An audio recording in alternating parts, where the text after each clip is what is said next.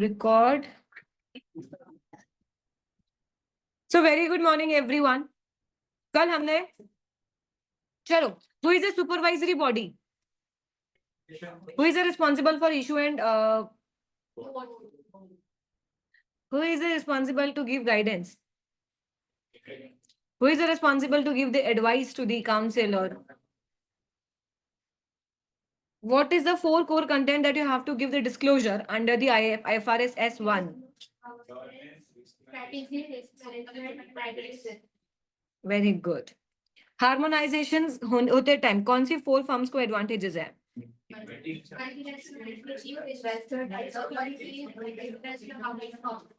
Very good. What are the 5 elements of the financial statement? When we call there is a relevance.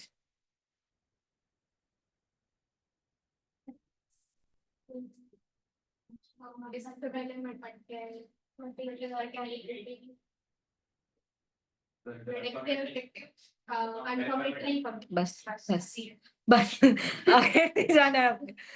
फिर faithfully representation.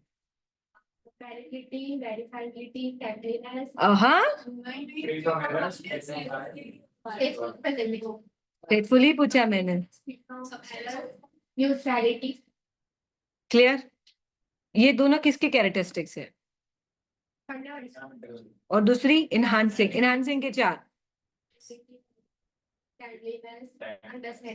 Very good. चलो मेरी screen क्या बोले पढ़ते हैं अपन. अरे आराम से क्लियर करेंगे. दिसंबर का तो लोड ही नहीं. आराम से. मार्च वाले भी आराम से क्लियर किए. हमारा एक बच्चे ने तो किसने सेंटर भरा? Very good. हाँ नहीं पर वेरी गुड. आर सीधे आर ही होगा. आर या पार का तो बोलना ही नहीं. सीधे आर ही होगा. हमारा तो क्लियर हो जाएगा. जो यहाँ पे बैठे हैं ना वो सोच लो सबमिट. क्योंकि क्या होता है जब किसी के पास ऑप्शन होता है. When we have an option no तो हम क्या सोचते हैं नहीं होगी ना सच. मैं कोई लक्ष्मी जी थोड़ी हूँ. देखो कैसा है. सब अपना लक अपना डेस्टिनी सब अपन खुद लेके आए हैं. किसी के बोलने नहीं करने से कुछ होता ही नहीं है. मेरे को यू हैव नो आइडिया कि मैं 2 बार फेल हुई सीए फाइनल में.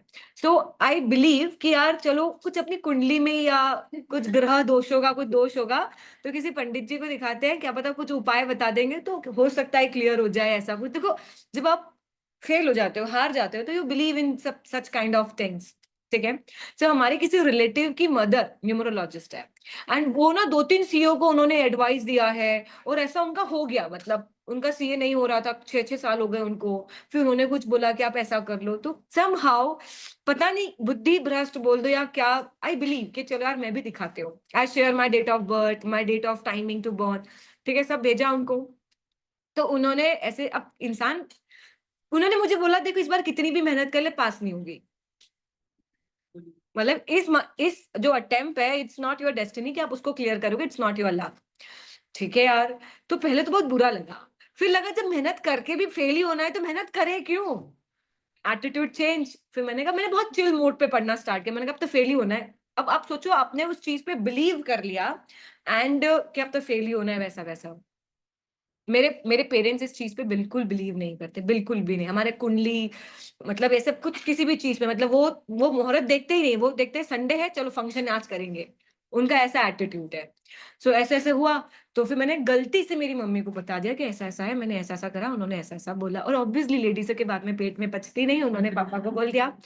देन पहले तो उन्होंने मेरे पे रिएक्ट नहीं किया. वो किसी और पंडित जी को उठा के लिया घर पे कि देखने जरा इसका हाथ तो. और उन्होंने बोला अरे इसका तो गोल्डन पीरियड चल रहा है. ये क्या इसमें क्या है. तो अभी अगले महीने पेपर देगी तो ही पास हो जाएगी. किसने बोला कि फेल हो सकती है. ऐसा ऐसा उन्होंने कहानी पर रही. अब अपन तो रही जगह फंस गए. वो बोल रहे कि गोल्डन पीरियड है और उनकी बातें भी सही सही लग रही. हाँ यार मेरा तो नेचर भी ऐसा है. सही बात बोल रही है. अब समझ में नहीं आया कि उनकी बात पे बिलीव करे इनकी बात पे बिलीव करो. You have no idea. मैं उसी अटेम्प्ट में चार्टर्ड अकाउंटेंट बन गई. सो किसी के बोलने किसी के करने से कुछ नहीं होगा. आप एफर्ट्स करो आप कर्म करो आपको फल मिलेगा.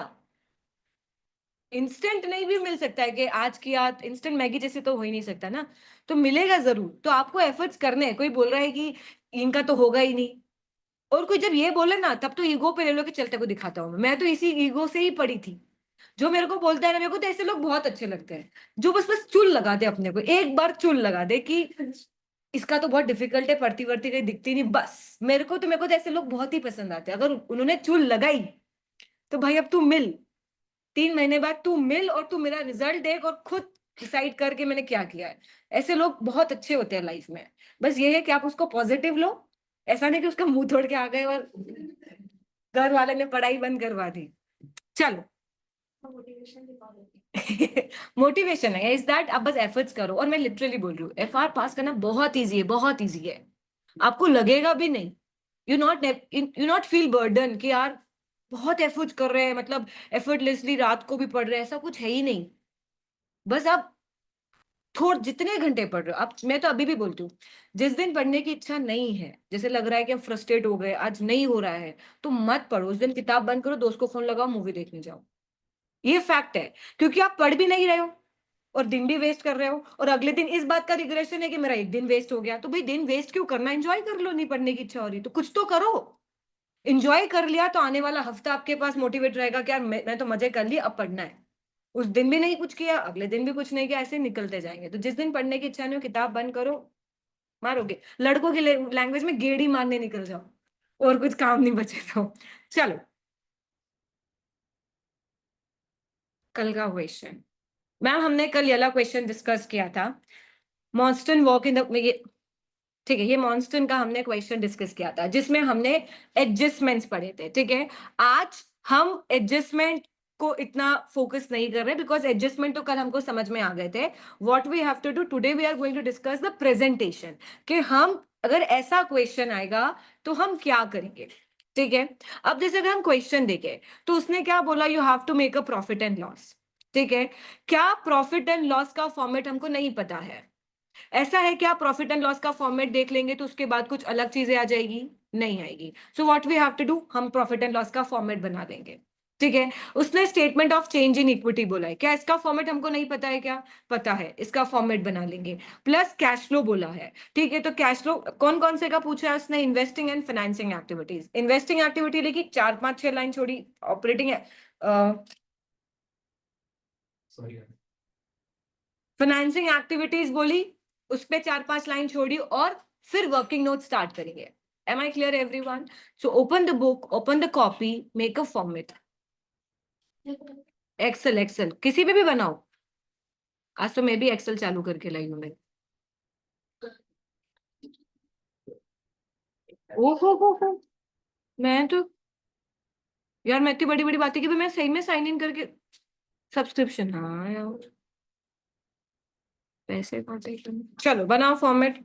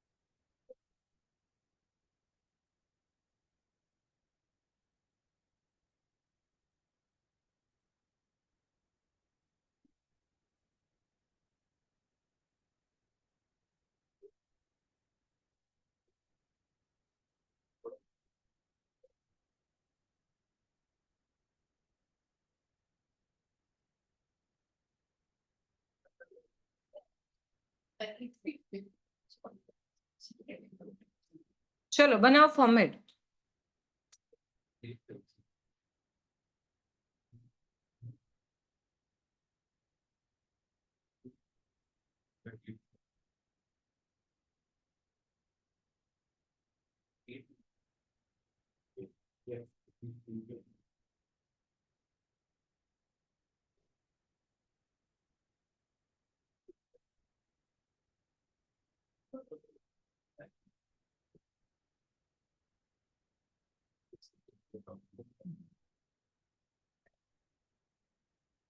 ठीक है, स्टार्ट किससे होता है? रेवेन्यू। ठीक है, less cost of goods sold. ठीक है, देन ग्रॉस प्रॉफिट। यहाँ डाटा डाले तो ग्रॉस प्रॉफिट क्या होगा? This minus this. ठीक है, यस मैम। देन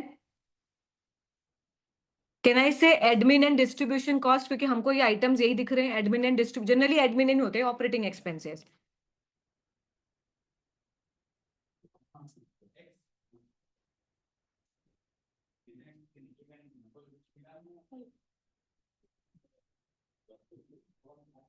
आपको दो दो क्लास का फायदा मिल रहा है, समझ में आ रही है? एक क्लास लो और देन क्या आएगा? क्या आएगा? हमेशा नहीं, फाइनेंस कॉस्ट नहीं, ये हमें ये हेड हमेशा देना बहुत जरूरी है नए फॉर्मेट के हिसाब से, that is called operating profit.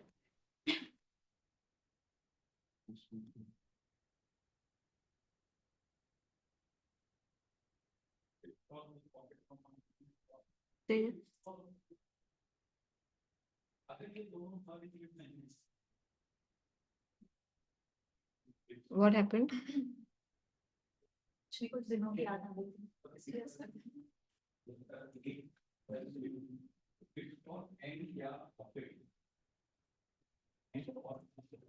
Operating profit less, अब हमको दे रखी है investment income, add investment income करेंगे, less investment expenses.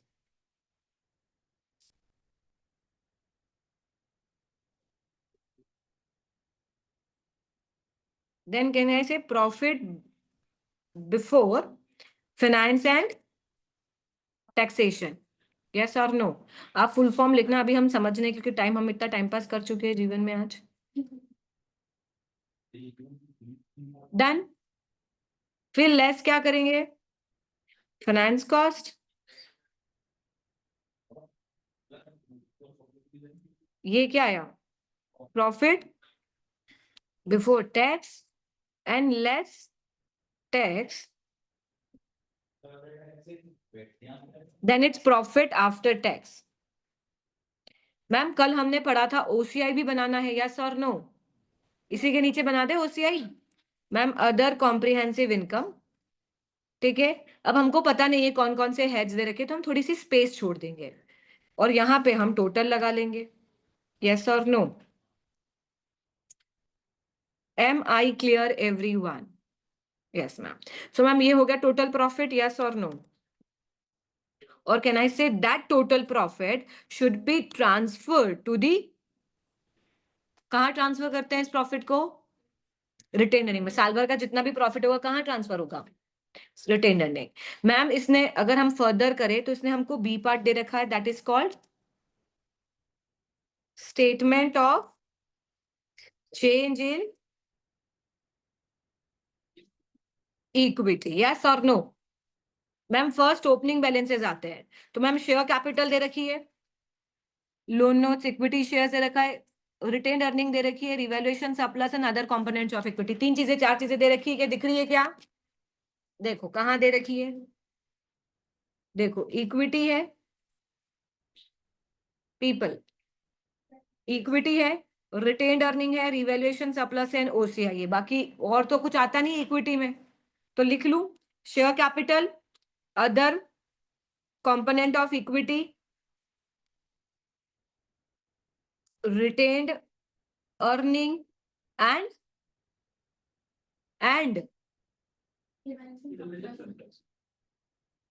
revaluation surplus, then total, yes or no?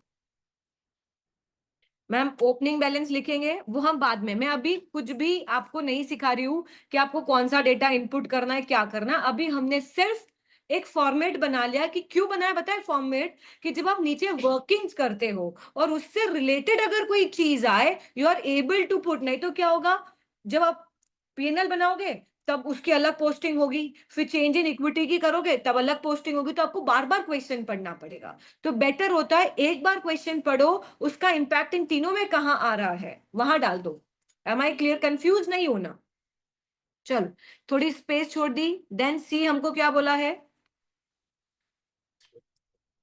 Cash flow बोला है। कौन सी एक्टिविटी? Financing activity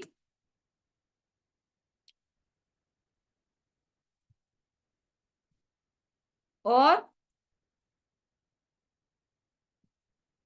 investing. ठीक है, अब जगह छोड़ दें। अब यहां से हमारे वर्किंग नोट शुरू करते हैं, यस और नो। That working note 1। अब वर्किंग नोट 1 हमारा किससे रिलेटेड है?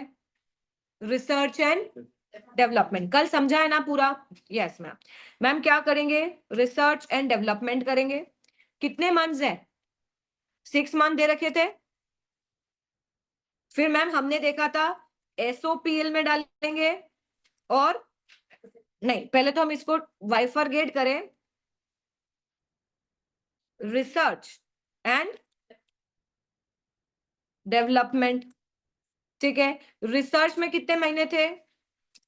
3 मंथ। डेवलपमेंट में 3 मंथ थे। मैम यहाँ पे पर मंथ कितना खर्चा किया? पर मंथ थाउजेंड्स में ले लें, 1 मिलियन। ठीक है, तो टोटल कितना पीएनएल में जाएगा? 1,000, सॉरी।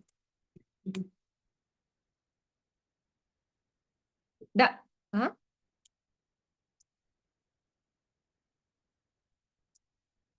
ये क्यों है ऐसे? 1,000 मल्टीप्लाई बाय 3। 3 दिख रहा है ना?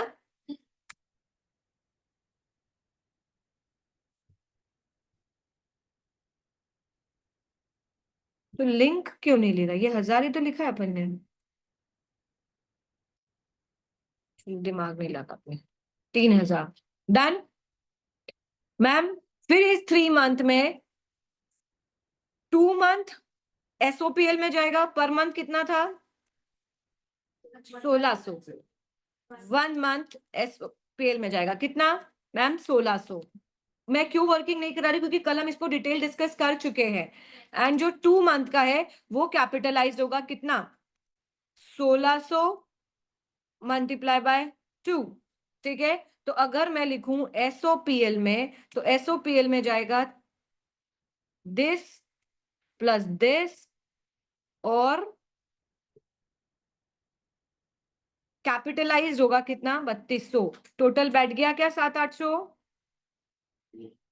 और यही हमको खर्चा दे रखा है 700-800 का ट्रायल बैलेंस में, यस और नो? अब मैम ये पूरी अकाउंटिंग कर ली, बैलेंस शीट बनाने को बोला क्या? नहीं। अगर बनाने को बोलता तो 700-800 कहां जाता? 3,200 कहां जाता? बैलेंस शीट में एज ए इंटेंजिबल एसेट। नहीं बोला, मतलब पीएनएल का डेटा डालना है क्योंकि पीएनएल बनाना है। उसने बोला है रिसर्च कॉस्ट कहां जाएगा? कहां जाएगा? एसओपीएल में। कहां पे?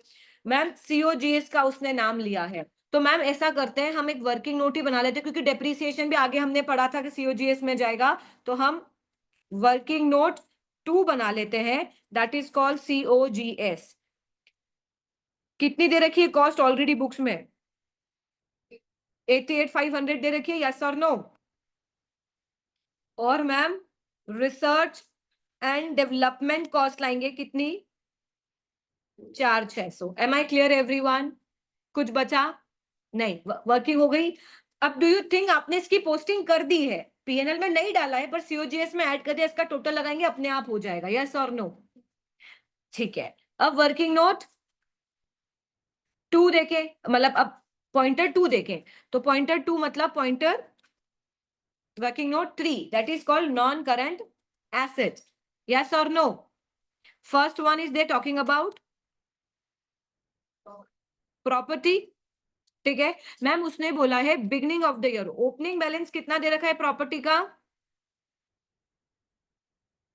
यही बताया था कल। देखो मैं, do you want me to explain each pointer again क्या? No ma'am. ओपनिंग बैलेंस 28,500 दे रखा है, यस और नो? Yes ma'am. और मैम लाइफ कितनी दे रखी थी? मैम इसकी लाइफ 15 साल दे रखी है। ठीक है, क्लोजिंग बैलेंस निकालने के लिए क्या करेंगे? लेस डेप्रीसिएशन कितना? Divided by 15, that is 1,900। Closing balance कितना आ गया? ये है closing, sorry, closing, but do you think उसकी फेयर वैल्यू दे रखी, मतलब you have to revalue the assets to its? तो can I say this is my carrying value and fair value कितनी दे रखी थी हमको? 29 मिलियन, ठीक है। सो क्या बुक करेंगे? रिवैल्यूएशन गेन कितने का? Ma'am 29,000 minus 26600। मैम 2400 का रिवैल्यूएशन गेन होगा, यस और नो? तो मैम इस वाले में दो पोस्टिंग है बिकॉज डेप्रिसिएशन भी नहीं गया है और रिवैल्यूएशन गेन। अगर मैं बैलेंस शीट में पूछूं एसेट कितने का ट्रांसफर होगा तो कितने का जाएगा? एग्री कर रहे हो? कुछ ऐसा पॉइंटर जो नहीं आया? अब इसकी पोस्टिंग कर दे क्या?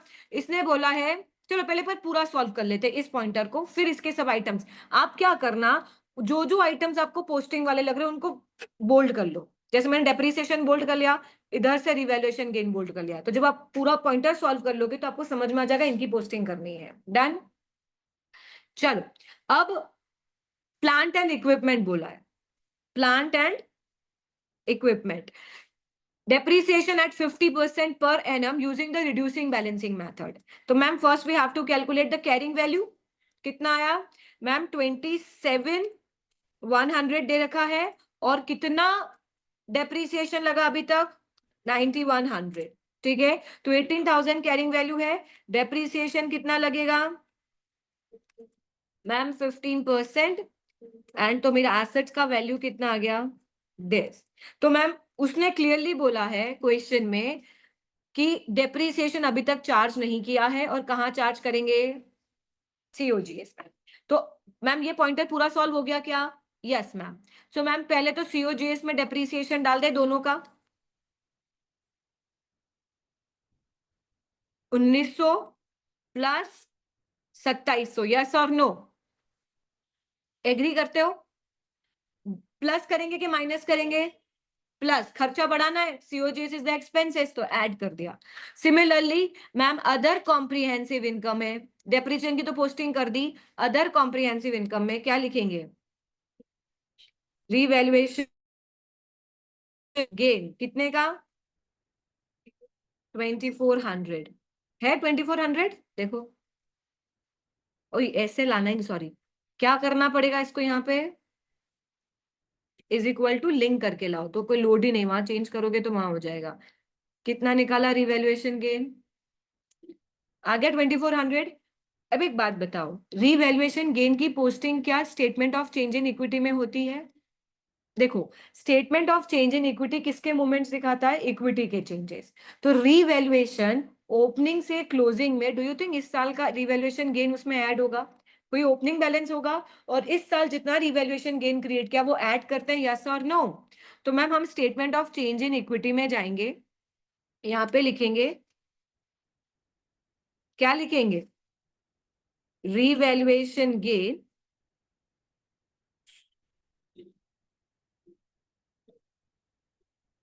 और मैम इधर रिवैल्यूएशन गेन में जाके कितना ऐड कर देंगे?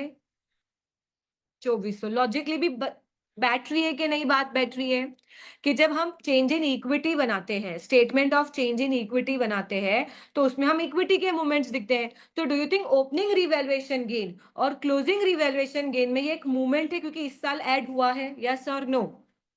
अब क्या इस रिवैल्यूएशन गेन की पोस्टिंग बची? नहीं। आपने इस साल इस ये जो ये भी पूरी कहानी पढ़ी, इसमें कहीं ऐसा बोला क्या कहीं नया प्लांट लिया है या प्लांट बेचा? इट्स मींस कोई कैश का मूवमेंट दिखा इस वाले में? नहीं। क्लियर है? यस और नो? और अगर कंफ्यूजन हो ना कि मैम हम इतने स्टेटमेंट एक साथ नहीं बना रहे, तो आप पीएनएल बना लो, पहले पीएनएल में पोस्टिंग कर दो। पर मेरा लॉजिक ये बैठता है कि फिर पीएनएल से भूल जाओगे कि रिवैल्यूएशन गेन डालना है। ठीक है, कंफ्यूज नहीं होना, 2-3 बार क्वेश्चंस की प्रैक्टिस करोगे ना अलग अलग वेराइटीज की, अपने आप पोस्टिंग्स करना आएगी। किधर? यहाँ पे नहीं ना, तो रिटेन अर्निंग में कैसे डालते हैं आप? आप समझो, जब आप बैलेंस शीट बनाते हो तो आप, मैंने क्या बोला है, ओसीआई में रिवैल्यूएशन गेन डालोगे और ये रिवैल्यूएशन गेन कहाँ जाएगा, रिवैल्यूएशन सरप्लस में।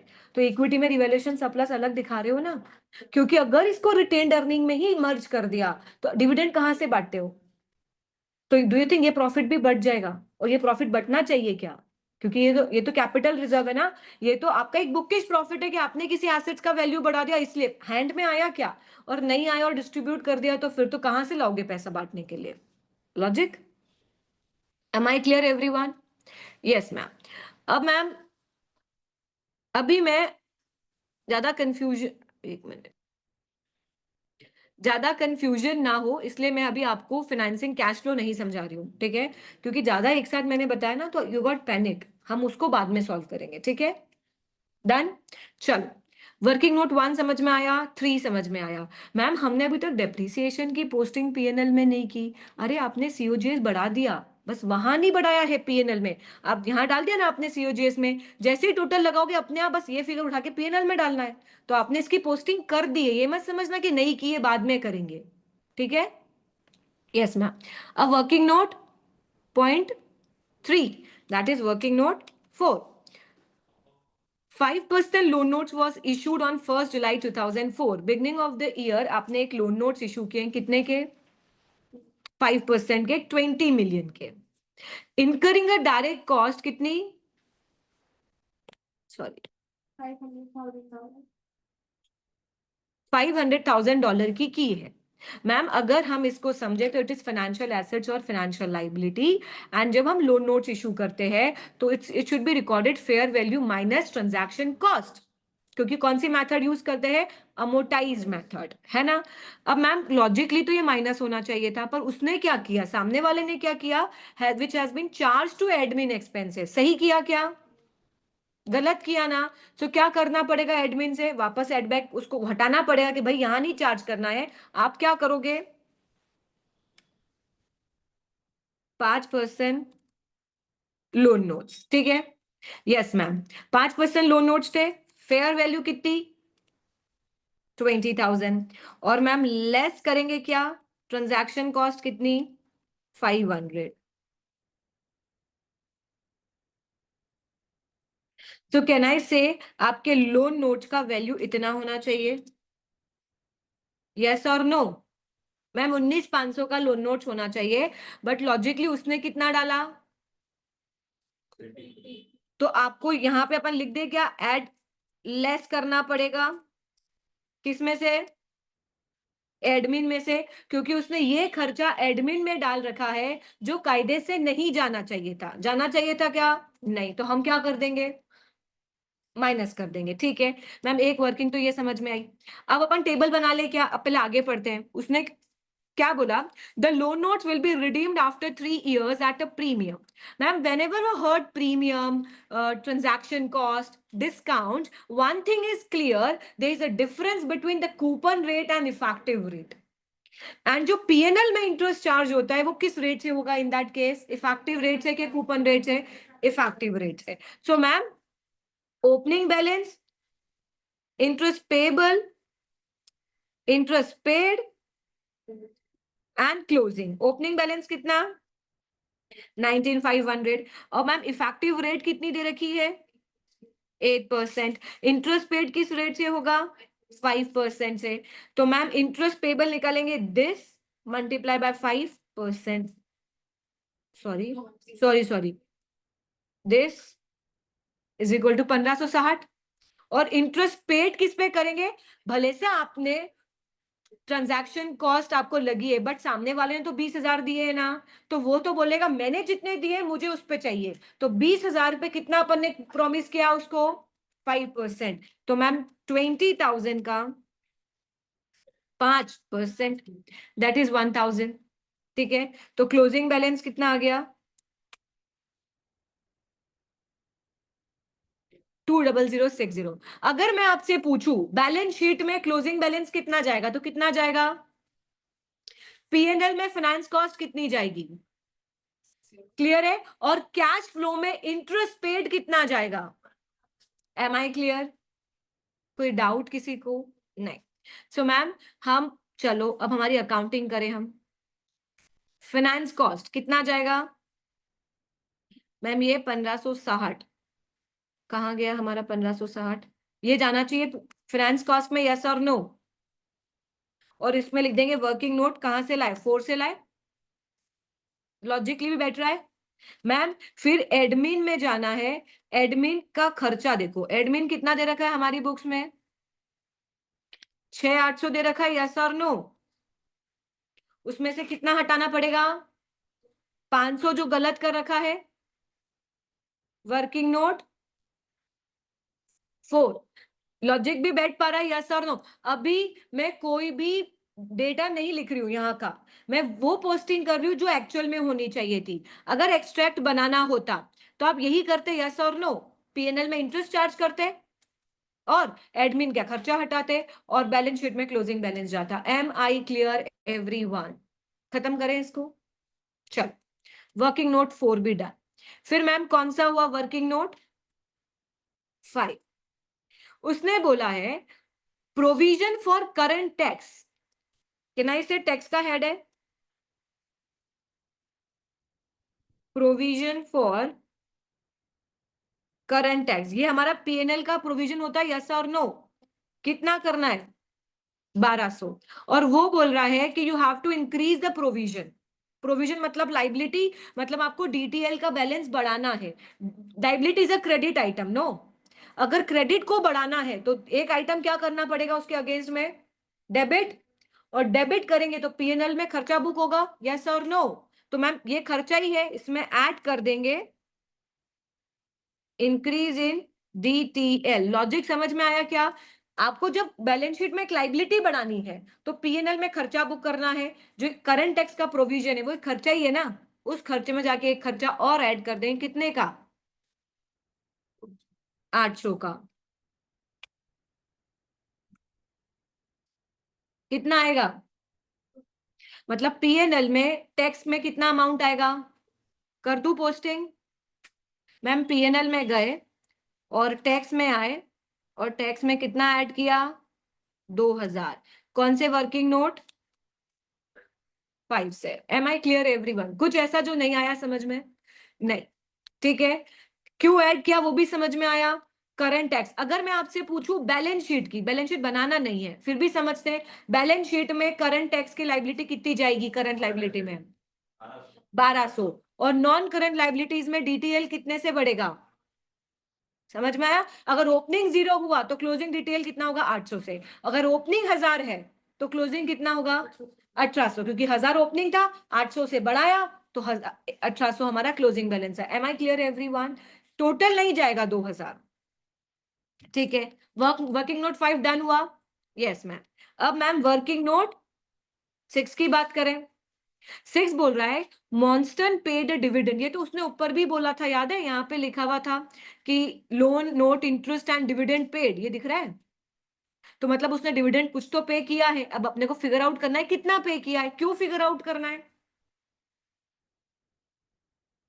क्यों फिगर आउट करना है मैम? क्योंकि जब हम चेंज इन इक्विटी बनाएंगे तो हमको रिटेन ओपनिंग रिटर्न अर्निंग दे रखा होगा, हम इस साल का प्रॉफिट ट्रांसफर करेंगे और उसमें से डिविडेंड माइनस करेंगे, तभी तो क्लोजिंग बैलेंस आएगा, यस और नो?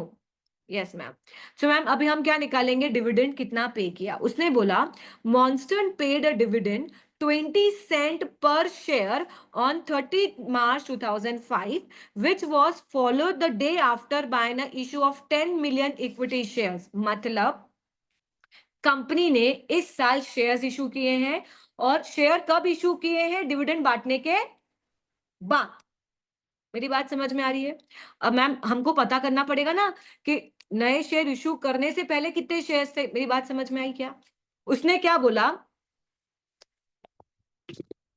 देखना, जैसे ये है तो उसने यहाँ पे डिविडेंड बांटा और उसके बाद शेयर इशू किए हैं। तो मतलब हमको पुराने नंबर ऑफ शेयर्स चाहिए कि बिना इशू करे कितने शेयर्स थे हमारे पास, यस और नो? क्वेश्चन समझ में आया? Yes ma'am. अब प्रॉब्लम ये है कि इसने जो इक्विटी शेयर्स दिए हैं ये 30,000 दिए हैं, तो क्या ये ओपनिंग शेयर्स दे रखे हैं? नहीं। क्यों नहीं? बिकॉज इसने जब आपको जब तक डेट नहीं दे रखी है कि ये किस दिन के हैं, इट्स मींस एक ट्रायल बैलेंस में कौन से बैलेंसेस दे रखे होंगे? क्लोजिंग इट्स मीन्स मैम ये तो ईयर एंड के बता रखे हैं कि हमारे पास 30,000 शेयर्स हैं, तो क्या डिविडेंड 30,000 पे बांटा होगा? नहीं। तो पहले हम क्या करेंगे, पहले देखेंगे इस साल इशू कितने की है, उसमें से अगर मैं 30,000 में से वो इशू माइनस कर दूंगी, सो डू यू थिंक मुझे मालूम पड़ जाएगा ओपनिंग शेयर्स कितने थे? यस और no?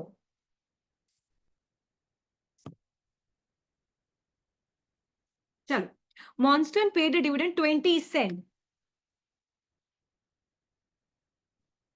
dividend 20 cents, so can I say 20 divided by 100, 0.2 per dollar बाट, 0.2 डॉलर पर शेयर बांटा है। Which was followed the day after issue, कितने शेयर्स इशू किए? 10 million equity shares at a full market value of 1.7। तो new shares, issue shares कितने हुए बोलो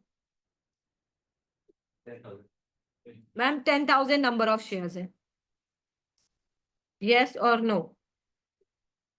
ठीक है। क्लोजिंग कितने दे रखे थे? 30,000 दे रखे थे, तो ओपनिंग कितने हो गए? समझ में आया क्या ये लॉजिक? ओपनिंग 20,000 शेयर्स हो गए, बिकॉज मैम इशू 10,000 की है, तो मैम इसको ऐसे लिख लो, ओपनिंग 20,000 शेयर्स, इशू कितने की है? 10,000 शेयर्स। मैम ऐसे क्यों किया? क्योंकि वहां लिखी हुई शेयर प्राइस $1 की है, इक्विटी शेयर्स $1 ईच, हर शेयर डॉलर ईच का है, तो 30,000 नंबर ऑफ शेयर्स हो गए, और हमने इशू किए 10,000 शेयर्स। यस और नो? अगर मैं इसकी जर्नल एंट्री करूं, तो कैन आई से डेबिट हुआ होगा कैश, कितने से? मैम 10,000 के शेयर्स थे, यस और नो? और कितने रुपए आए होंगे? 1.7। फिर मैम क्रेडिट हुआ होगा शेयर कैपिटल, कितने से? और क्रेडिट हुआ होगा शेयर प्रीमियम, ये तो मैंने आपको सिखाया था ना कि शेयर कैपिटल में उतना ही जाता है जितने रुपए का शेयर होता है, और उसके ऊपर आप जो भी रुपए लेते हो वो कहाँ जाता है? प्रीमियम में। यस और नो?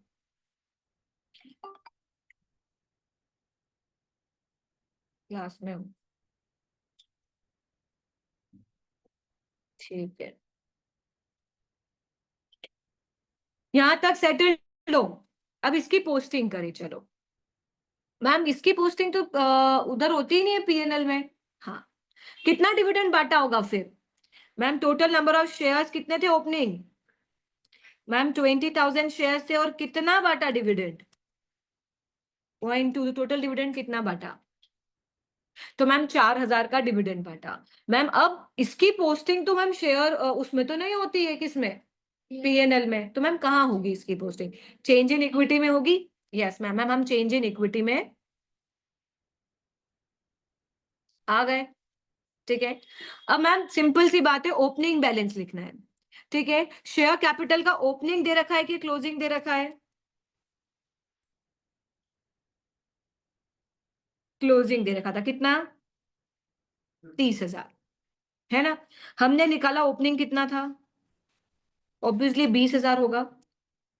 यस और नो? और ऐड किया होगा इशू कितने का?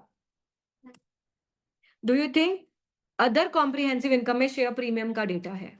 ठीक है। अब अदर कॉम्प्रिहेंसिव इनकम, जो अदर कंपोनेंट ऑफ इक्विटी दे रखा है कितना, 9,300, डू यू थिंक ये भी क्लोजिंग ही दे रखा होगा? यस और नो? तो मैम 9,300 अगर क्लोजिंग है, इस साल कितना ट्रांसफर किया इसमें?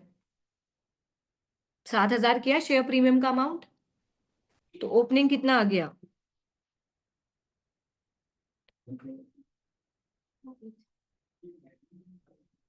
लॉजिक, लॉजिक बैठ पा रहा है क्या?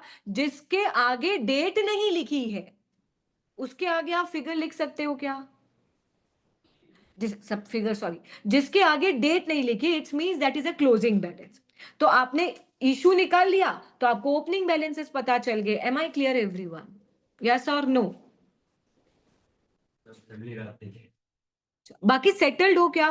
कोई ऐसा लग रहा है क्या इलॉजिकल थिंकिंग अपनी चल रही है, डिफिकल्ट लग रहा है? देखो, अभी मेरे से सुन रहे हो ना, तो भी हो सकता है, देखो सुनने में और जब हम प्रैक्टिकल करते हैं डिफरेंस आता है। ऐसा नहीं आप जब करोगे आपको वन गो में समझ में आएगा, नहीं आएगा, बट कॉन्सेप्ट ध्यान रखो। देखो इसमें कुछ भी तिगड़म खान जैसी चीज नहीं है। आपको अगर ट्रायल बैलेंस में कोई बैलेंसेस दे रखे हैं, अगर उसके आगे डेट नहीं है ना, तो वो क्लोजिंग बैलेंस ही है। और अगर डेट है तो वो ओपनिंग भी हो सकता है, मिडिल ऑफ द ईयर भी हो सकता है। तो अगर मेरे को क्लोजिंग बैलेंस दे रखा है और मुझे साल भर का मूवमेंट पता चल जाए, तो ओपनिंग बैलेंस नहीं निकलेगा क्या? वही तो किया हमने। हमको क्लोजिंग बैलेंस दे रखा था 30,000 और 9,300। हमको पता है कि हमने 17,000 के शेयर्स इशू किए, 10,000 के शेयर्स इशू किए, तो 10,000 शेयर कैपिटल में जाएगा और 7,000 शेयर प्रीमियम में जाएगा। तो क्लोजिंग में से अगर इशू माइनस कर देंगे तो ओपनिंग बैलेंसेस नहीं आ जाएंगे क्या? वही तो किया मैम। यहां पे करेंगे लेस क्या? Dividend paid. कहां से माइनस होता है ये? 4,000। डन। क्या इसके अलावा इसकी कोई पोस्टिंग बची? नहीं बची मैम। डिविडेंड पेड भी डल गया, इशू भी डल गया, ओपनिंग बैलेंसेस भी निकल गए। Am I clear everyone? Done. Settled हो? सबको सांस तो आ रही है ना? क्या बोले? मैं अभी तक तो आ रही है, अब थोड़ी देर बाद पता नहीं। Then working note. अब कैन आई से, अब देखो ये लिखा हुआ भी, the share premium on the issues are recorded in other components of equity. It's means आपने अब पूरी पोस्टिंग कर ली, सारे वर्किंग नोट्स कर लिए। अब क्या करना है? अब सीधे पीएनएल पे आओ, अब कुछ नहीं करना। अब एक एक आइटम उठाते जाओ और इसकी पोस्टिंग करते जाओ। रेवेन्यू है कितना दे रखा? कितना रेवेन्यू दे रखा है? 1,13,500। डन। मैम सीओजीएस कैलकुलेट किया है हमने, इज इक्वल टू सम। कितना आया? तो मैम यहाँ पे सीओजीएस में जाएंगे, इक्वल्स टू प्रेस करेंगे और ये लिख देंगे, और यहाँ पे वर्किंग नोट 2 लिख देंगे। आपको पता है वर्किंग नोट मेंशन करके आना तो सामने वाले को इजी हो जाता है। जीपी कितना आया? ठीक है, एडमिन तो आप निकाल चुके। अब distribution, research and development cost की भी पोस्टिंग हो ही गई। ठीक है मैम, डिस्ट्रीब्यूशन कॉस्ट कितनी? कितना आ गया? ऑपरेटिंग प्रॉफिट इज कुछ अलग नहीं। मैम अब देखें, एडमिन के बाद loan and interest and dividend paid, इसकी अकाउंटिंग हो गई। Yes ma'am. फिर क्या आया? Investment income. तो कैन आई से यहाँ पे 300 ऐड कर दें? यस और नो? ठीक है। इक्विटी शेयर्स की पोस्टिंग हो गई क्या? Yes ma'am. 5% लोन नोट्स की पोस्टिंग हो गई। Yes ma'am. रिटेन्ड अर्निंग दे रखा है, रिटेन्ड अर्निंग का ओपनिंग बैलेंस दे रखा है ना मैम। रिटेन्ड अर्निंग में गए और यहाँ पे 6,200 लिख दिया, लिख दिया। फिर मैम रिवैल्यूएशन सरप्लस का ओपनिंग बैलेंस दे रखा है, यहां गए 3,000 लिख दिया, बात खत्म। एक एक आइटम देखते जाओ और उसकी पोस्टिंग करते जाओ। फिर रिवैल्यूएशन सरप्लस के नीचे क्या लिखा है? अदर कंपोनेंट्स ऑफ इक्विटी, इसकी पोस्टिंग हो गई क्या? मैम लिख देना, अदर कंपोनेंट ऑफ इक्विटी की पोस्टिंग हो गई, बात खत्म। प्रॉपर्टी एट वैल्यूएशन, प्रॉपर्टी की भी पोस्टिंग हो गई वर्किंग नोट्स में। प्लांट एंड इक्विपमेंट की, अक्यूमुलेटेड डेप्रिसिएशन की। अब मैम ये सारे आइटम्स खत्म हो गए, अब हमको इस पे काम करना है। अब देखो आपका अपने आप ही प्रॉफिट आफ्टर टैक्स आ गया। कितना? टोटल प्रॉफिट देखे तो मैम दिस प्लस दिस, साल भर में इतना कमाया। बट मैम हमको पता है ये वाला जो प्रॉफिट होता है, ये वाला, ये रिटेन अर्निंग में ट्रांसफर होता है और ये जाता है इक्विटी के रिवैल्यूएशन रिजर्व में। यस और नो? मैम इधर आए, 2400 ट्रांसफर कर चुके हैं ऑलरेडी, कर चुके हैं ना? Yes ma'am. किसकी पोस्टिंग बाकी है? इस साल के प्रॉफिट की। ऐड कर देंगे प्रॉफिट फॉर दी ईयर। कितना? नहीं, 3,440। डन। बस और कुछ बचा नहीं मैम, इनका टोटल लगा लेते हैं हम।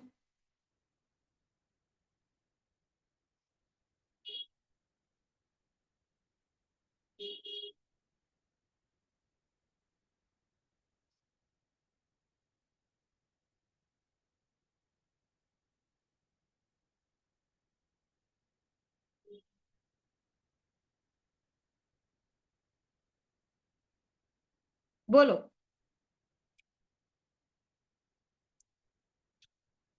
मेरी बात समझ में आई क्या?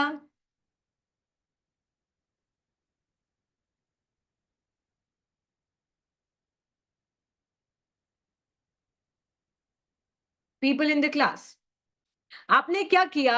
आपने सारे वर्किंग्स बनाए, उनकी पोस्टिंग की। Once you are done with the posting, pointer सब खत्म हो गए, एक एक आइटम उठाते जाओ और चेक करते जाओ। जैसे रेवेन्यू नहीं रिकॉर्ड किया, रेवेन्यू रिकॉर्ड कर दिया। प्रॉपर्टी प्लांट एंड इक्विपमेंट अगर बैलेंस शीट होती तो आपका ये property plant and equipment balance sheet में दिख रहा होता। इट्स मींस एक एक आइटम उठाते जाओ, अल्टीमेटली जब पूरा खत्म हो गया सिर्फ टोटल लगानी रहेगी।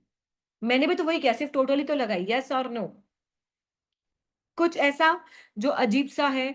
अभी तक क्या करते थे आप? एक्सट्रैक्ट बनाते थे कि पीएनएल में इंटरेस्ट डाला, क्लोजिंग बैलेंस इतना लिखा। अभी भी वही करना है, एक्सट्रैक्ट बना लो, उनकी एक्सट्रैक्ट की पोस्टिंग कर दो, देन पूरा पीएनएल बना लो। कोई बड़ी बारी बात है ही नहीं। डन? यस और नो? किस किसने बनाया ये?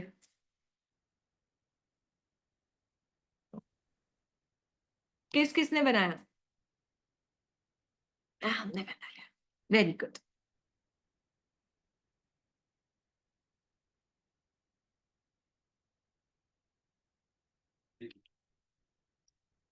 एक बार देख लो।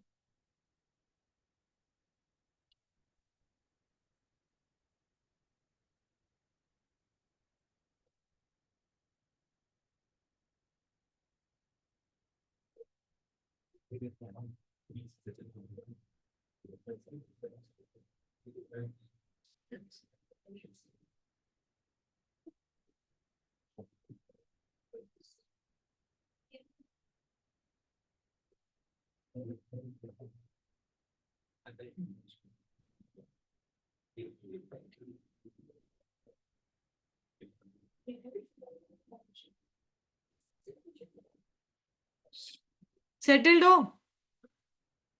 यस और नो? अब मैम इधर बात करें, फाइनेंसिंग एक्टिविटीज।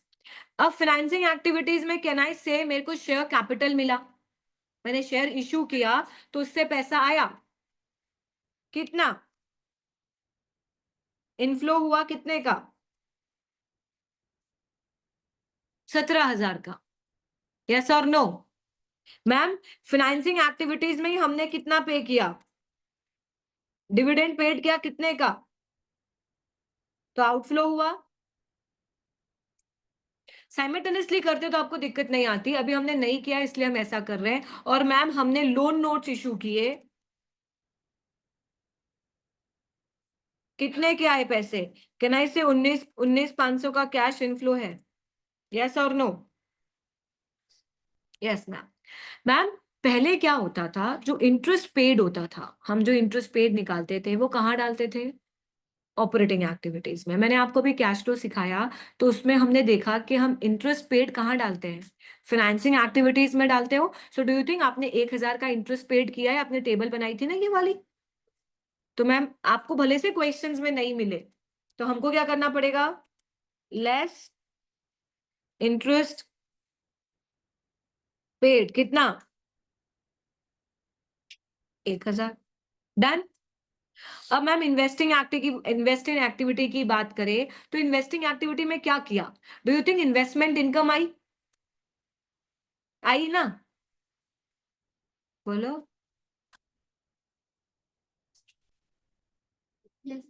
300 रुपए की इनकम नहीं आई। इनकम इनफ्लो है 300 का। और आपने अगर देखा हो तो आपने कैपिटलाइज्ड किया था डेवलपमेंट कॉस्ट। सो जब ऑब्वियसली खर्चा हुआ होगा तभी तो एसेट क्रिएट हुई होगी। यस और no? So do you think this is also the outflow of the investing activities? कितना बताओ? ये अमाउंट, कितना अमाउंट आएगा? 3,200। क्यों? Because investing activities talking about the non current assets. SOPL में डालना तो वो तो खर्चा बुक हो गया। कैपिटलाइज जो किया ये तो आउटफ्लो है आपका फॉर एसेट।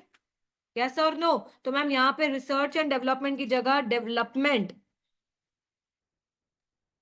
कितना? -3,200। Am I clear everyone? आया समझ में? देखो, जर्नली जो पहले क्वेश्चंस देखने को मिलते थे ना, उसमें वो तो बोलता था एसओपीएल बनाओ या फिर बैलेंस शीट बनाओ, दोनों आएगा, दोनों ही। ये मत समझना कि वो एक ही एसओपीएल, जैसे कंसोलिडेशन में एक एसओपीएल पूछता है, वो दोनों पूछता है। देखो, अब इस क्वेश्चन को देखो तो इसका बाइफरकेशन क्या हुआ, 10 marks for SOPL, 5 marks for this and 5 marks for this. Am I clear? और हमेशा ध्यान रखना, जरूरी नहीं है कि हमसे पूरा क्वेश्चन बन जाए। बच्चे क्या करते हैं मालूम, जैसे क्वेश्चन पढ़ा, एक तो पॉइंटर्स भी नहीं आएंगे ना, तो पूरा क्वेश्चन बोलेंगे अपने से तो बनेगा ही नहीं। आपसे जितना बन रहा हो उतना बना के आना। आपको पता है, रेवेन्यू लिखने के भी 1.5 मार्क्स दे देता है। अब एक बार बताओ, मैंने यहाँ पे रेवेन्यू लिखा 11,000, इसमें कोई वर्किंग थी क्या? 1,13,000 जो 500 लिखा, इसमें कोई वर्किंग थी? नहीं। क्या आपको नहीं पता था पीएनएल में रेवेन्यू लिखाता है? तो इट मींस आप ये भी लिख के आ रहे हो तो भी आपको वो हाफ मार्क्स या 1 मार्क्स दे रहा है। तो जितना अपने को आ रहा है, जैसे अगर आपको बीच का कुछ नहीं आ रहा है, छोड़ दो उस बीच को, नीचे का तो सॉल्व करो। टैक्स का अमाउंट मिल रहा है ना, टैक्स का अमाउंट डाल के आओ। इंटरेस्ट का अमाउंट मिल रहा है ना, इंटरेस्ट का अमाउंट डाल के आओ। बैलेंस शीट दे रखी, नहीं हो रही मैच, कोई बात नहीं, पर जो जो आपको मिल रहा है वो सारा डेटा डाल के आओ। प्लीज ये मत करना कि एक दो पॉइंटर्स नहीं बने, पैनिक हो गया, मैम हमसे तो क्वेश्चन ही छोड़ के आ गए। हमको जरूरी नहीं है कि हमको इस क्वेश्चन में 20 मार्क्स चाहिए, हमको इस क्वेश्चन में 15 मार्क्स चाहिए। तो 15 मार्क्स लाने के लिए जितना आ रहा है, अब जैसे मैम कंफ्यूजन है, statement of change in equity में हमको शेयर कैपिटल और शेयर प्रीमियम नहीं निकालना है, सपोज ये वाला पॉइंटर हमको डिफिकल्ट लगा, ये वाला, तो भाई रिटेन अर्निंग का ओपनिंग बैलेंस दे रखा है ना, ये तो डाल सकते थे। रिवैल्यूएशन सरप्लस का ओपनिंग डाल रखा है, तो ये तो डाल सकते थे। ये तो पता था साल भर का प्रॉफिट ट्रांसफर होगा। देखो, अगर प्रॉफिट गलत निकाला, समझना, तो वो ऊपर ही 1 मार्क काट लेगा। फिर यहाँ पे ट्रांसफर गलत भी किया है ना, तो भी पूरे मार्क देगा। ये आंसर गलत आने की बजाय भी, क्यों? बिकॉज एक मिस्टेक की एक ही बार मार्क्स कटेंगे, ऊपर कट गए ना, तो नीचे भले से आंसर गलत आ रहा है टोटल, बट उसको पता है कि टोटल गलत क्यों आ रही है, क्योंकि ऊपर से कैरी फॉरवर्ड गलत हो रहा है। तो जहां उसने वहां मार्क्स कट लेने, तो यहाँ मार्क्स नहीं कटेंगे। तो प्लीज जैसा आ रहा है ना, जितना आ रहा है करके आना, क्वेश्चन छोड़ के मत आना। It's very important to attempt the question. I'm not expecting कि we are very intelligent, हम सारे ही पूरे ही सही करके आ जाएंगे। It's okay. Human being से minor mistakes हो सकती है, पर जितना आए उतना डाल के आना है। ठीक है? टैक्सेशन में कभी गलती से डेफर्ड टैक्स का कॉन्सेप्ट बैठ गया, ठीक है, और किसी रीजन से हमको नहीं आया, तो जितना डेफर्ड टैक्स का आता है ना, उतना सॉल्व करके आना, पर करके आना। ऐसा नहीं है कि एक पॉइंट समझ में नहीं आया तो पूरा का पूरा पॉइंटर छोड़ दिया, उसमें एक लाइन भी समझ में आ रही तो उसका impact PNL, balance sheet, change in equity में देख के आने का है। Am I clear? अगर आप इसकी आंसर्स देखते हैं, आपको आज क्या करना है, सिंपल सी एक बात बोल रही हूँ, घर जाके इस क्वेश्चन को आराम से करना। ठीक है? मैं ये नहीं चाहती कि आप क्वेश्चन स्पीड से करो, कि 1 घंटे में, 2 घंटे में, कोई टाइम फ्रेम नहीं है। जब हम स्टार्टिंग में 5 क्वेश्चंस करेंगे तो टाइम फ्रेम नहीं है, हमको कॉन्सेप्ट सीखना है। Once we are comfortable with the concept, comfortable with the presentation ना, जितना आप प्रैक्टिस करोगे टाइम अपने आप बढ़ेगा। लोग क्या स्टार्टिंग में ही, जैसे एक बात बताओ, मैंने किया तो क्या मेरा आधे घंटे में क्वेश्चन सॉल्व हो गया? मैंने तो कुछ ऐसा थोड़ी कि आपको बहुत चीजें समझाई हो, मैं भी तो कर ही रही थी। तो क्या होता है, इनिशियली जब हम स्टार्ट करते हैं तो हमको टाइम लगता है, पर 2 3 बार 4 बार क्वेश्चन सॉल्व करने लग जाओगे, अपने आप पेस, अपने आप पोस्टिंग आने लगेगी। अभी क्या हो रहा है, मैं कर रही हूँ ना, और आपको लगे ना तो आप पीएनएल को बिखरा हुआ बनाओ, मतलब हर में एक एक लाइन छोड़ते जाओ। जैसे अगर लग रहा है कि यार बहुत पास पास बन गया, घिचपिच बन गया पीएनएल, तो आप रेवेन्यू लेस सीओजीएस एक लाइन छोड़ के देन ग्रॉस प्रॉफिट लिख दो। जैसा करना, प्रेजेंटेशन में कोई लोड नहीं है कि एक लाइन क्यों छोड़िए, आपको जो अच्छा लगे। ठीक है? बट ऑपरेटिंग प्रॉफिट का हेड आना चाहिए, बट जो स्पेसिफिक फॉर्मेट है, फॉर्मेट तो फिक्स रहेगा। ठीक है? अब मैं देखो आपको इसका आंसर दिखाती हूँ। कौन सा क्वेश्चन था? 421। ये देखो, अब जब देखोगे ना, मैं आंसर नहीं दिखाना चाह रही हूँ, मैं आपको मार्किंग दिखाना चाह रही हूँ। देखो, रेवेन्यू का हाफ मार्क्स दिया, क्या सीओजीएस निकालने में तिगड़म खान जैसी कोई चीज की, डेप्रिसिएशन डाला, डेवलपमेंट, कितने मार्क्स मिल गए? आप समझ रहे हो? आप कुछ भी कर रहे हो तो उसके मार्क्स आपको, अब देखो शेयर कैपिटल की इतनी कैलकुलेशन करने पे भी सिर्फ उसने हमको ये 5 मार्क्स दिए, मतलब वो majorly opening balance, share, comprehensive income and dividend, इसके मार्क्स दे रहा है। तो आप बात समझ रहे हो? जैसे कैश फ्लो में सारे पॉइंटर्स नहीं भी आ रहे समझ में, जितने आ रहे उतने तो डाल के आना। सबके मार्क्स है एक, हाफ हाफ हाफ हाफ, तो हमको पूरे नहीं भी मिलेंगे तो हम कुछ तो अचीव कर लेंगे। पीएनए में देखो हर आइटम का। अब इन्वेस्टमेंट इनकम, क्या क्या इन्वेस्टमेंट इनकम में आपने, तो भी हाफ मार्क्स दे रहा है। सिर्फ लिखना है। क्या एडमिन में कुछ किया था, 800 रुपए माइनस किए एडमिन में, कितने मार्क्स दे रहा है, 1.5। सो मार्क्स लाना मतलब इन सिंगल एंटिटी बहुत इजी है, बस कॉन्सेप्ट अच्छे से आना चाहिए। Am I clear everyone? अब व्हाट वी डू, अब देखो अपने सेशंस ऑनलाइन रखेंगे। सो एक क्वेश्चन और मैं आपके साथ पूरा सॉल्व करूंगी जिसमें will make the PNL, balance sheet, statement of change in equity. Rest हम क्या करेंगे, हम रोज के 2 क्वेश्चंस रीड करेंगे जिसमें मैं आपको बताऊंगी कि देखो इस पॉइंटर का मीनिंग क्या है, कैसा है, and what you have to do this question at your home. आप उसका पीएनएल जो भी उसमें रिक्वायरमेंट्स है वो बनाना, और अगर अपने से नहीं बन रहा है तो नेक्स्ट डे अपन साथ में बैठ के बनाएंगे। पर प्लीज सिंगल एंटिटी बहुत इजी है, बहुत इजी है, उसको इस पे इतनी अच्छी कमांड कर लो कि हमारे एग्जाम में तो हमको यही फंस जाए तो अच्छा है। ठीक है, प्लस आपको और क्वेश्चंस चाहिए हो सिंगल एंटिटी की प्रैक्टिस के लिए, तो जब आपको मैंने एक पुरानी भी एग्जाम किट शेयर की है, ठीक है, या फिर मैं वापस शेयर कर दूंगी, तो उसमें इसमें जो क्वेश्चंस है सिर्फ 10 क्वेश्चंस ही दे रखे हैं सिंगल एंटिटी के, उसमें 18 क्वेश्चंस है। तो मॉन्स्टन से पुराने वाले जितने, हमारा जो भी क्या नाम था, मॉन्स्टन था ना, तो ये इस पार्टी के नेम से जो पुराने वाले क्वेश्चंस हैं वो उन क्वेश्चंस की भी प्रैक्टिस कर लो। आपको तो जितना प्रैक्टिस करने को मिल रहा है, डू द प्रैक्टिस। और ये प्रैक्टिस आपको सिर्फ सिंगल एंटिटी नहीं सिखा रही है, आईएएस के रिविजन हो रहे हैं, क्योंकि आईएएस की प्रैक्टिस हो रही है ना, revaluation gain, OCI, loan notes, taxation. Am I clear everyone? Settled हो क्या? क्या एक बार एटलीस्ट, मतलब देखो, those who are preparing for the March उन पे अभी इतना प्रेशर नहीं है, उन पे भी प्रेशर डालूंगी जनवरी पे, पर those who are preparing for December, no, तो प्लीज आपके पास मार्जिन नहीं है कि वह मैम कल कर ले, क्योंकि अभी हम सिंगल एंटिटी पढ़ रहे हैं। आप कर लोगे तो आप डाउट रेज कर सकते हो कि यार मैम हमको इसकी पोस्टिंग समझ में नहीं आ रही, या वेयर वी फाइंडिंग डिफिकल्ट कि मैम हम वर्किंग बना पाते हैं पर पोस्टिंग करने में कंफ्यूजन। आप आपकी वीकनेस बताओगे ना तो अपन उस पर काम कर पाएंगे, पर अगर वीकनेस नहीं बताओगे तो मैं भी काम नहीं कर पाऊंगी। Am I clear everyone? So क्या कल ये क्वेश्चन करके फीडबैक दे दोगे कि क्या स्टेटस बैठ पा रहा है हमारा?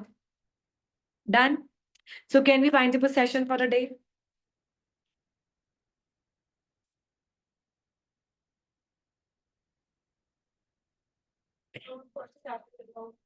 Financial assets and liabilities.